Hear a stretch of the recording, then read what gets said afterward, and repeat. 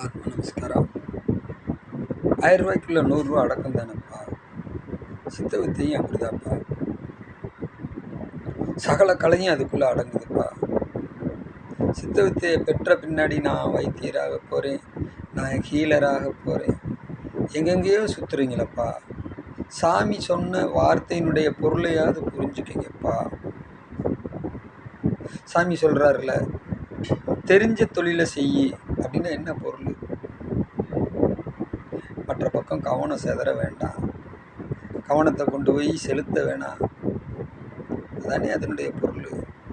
அப்போ இருந்ததன்னை இருந்தபடி இருந்து காட்டுன்னு சொன்னால் அந்த சித்தவித்தினுடைய விளைச்சலை நீங்கள் முழுமையாக எடுத்து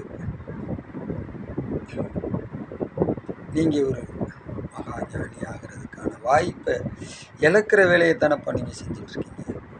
நமஸ்காரம். கவனமாக நடந்து நல்ல நிலைகளை அடையணும்.